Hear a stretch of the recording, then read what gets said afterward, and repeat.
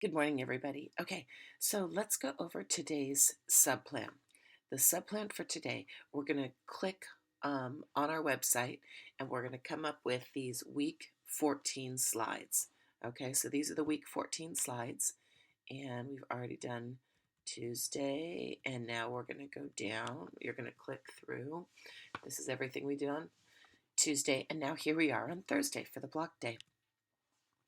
What we're doing today, you can see here for Wednesday, Thursday, is I'm going to introduce you to the client worksheet, and then I'm going to give you your assignment for the day, which is going to be these client inspiration slides. Okay? All right, so let's move through here and let me show you what we're doing. Okay, the first thing I want to introduce today are the client intake forms. Those of you, I think I have one here. Do I have a big copy? I think I do. Okay. Those are the forms here that you're going to be filling out with your clients. Okay. Now, there are a kind of a lavender. There's a set of these over on the white shelves where you get your pre-production sheets, the little like kind of white trays over there. You can find over there, there's a whole bunch of these in lavender. If you already have a teacher and you're getting ready to meet, you are more than welcome to take one of those sheets. If not, then feel free to make a copy, fill it out, and print and submit this. You're going to submit it with your pre-production sheets. There is a copy of it right here. You can see here, this little shortcut will give it to you.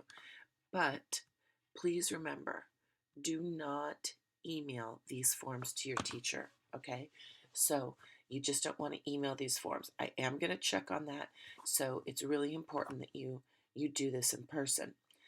If you have one of the forms, let's take a look at the form now, and I'm going to walk you through it, okay? So, you know your due date. It's on the assignment sheet. Okay, so the whole purpose of this, these are actually the forms that we use when I go and do professional film appointments with students. So, the first thing you're going to do is fill out the business, which is probably the class. So, if I was your client, you'd put video production or digital art class or something like that. You put the day we meet. The contact is the teacher that you're working with. And really simple, the address. My address is J4. I'm an Amador, J4. So you just put the classroom building or something like that.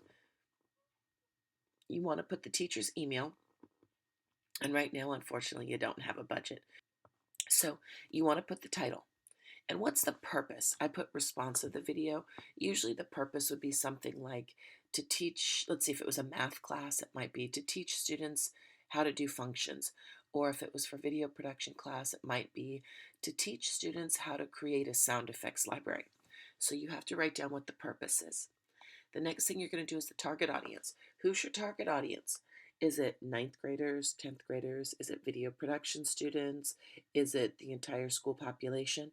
Who is your target audience? Because that makes a big difference. If I'm making a video for the entire school about video production, that would be a really different video than a video for students who already have video production experience. So that makes a difference. Okay, next, product, service, topic. Is it a tutorial? Is it a course introduction video? Is it a video that, um, explains a process in class? Like, maybe a teacher wants you to make a video on how they turn in work. Or, like for mine, how you insert a video onto Google Slides or something like that. So you have to think about what type of video is it that you're doing? What type of product is it?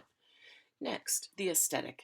Does someone want it to be more modern? Do they want it to be, um, traditional? Do they want it to be fun? Do they want it to be, kind of hip and like a catchy type video, something like that? The medium. Where's the teacher going to post the video? Is it going to be on their website? Sorry, is it going to be on Google Classroom? Is it going to be on a YouTube page? Where's the teacher going to be posting this? Colors are easy. What colors does the teacher like? Typography is easy. What's the font they like to use? Like I said, a lot of teachers don't care about this. I'm very particular. I've taught English for a long time, so I'm tired of seeing Arial and Times New Roman. Those are MLA standards. I like to use Cambria and Georgia. If I want it to be a little more modern, then I'll use a Helvetica instead of Adobe. So, sorry, Adobe Caslon Pro. There's a lot of different options. How long is the video? What is the submission format required? Do they want you to send you a YouTube link? Would they like you to um, email it to them? Do they want you to put it on a flash drive? How do they plan on getting that? And then, of course, down at the end, oops, I keep clicking that. Simple things like, are there any marks or elements to include? If you were going to do a project for engineering, they have a Project Lead the Way logo. Amador Valley Journalism has a logo. Is there any video or footage they want you to include? Illustrations, things to avoid. What would you avoid?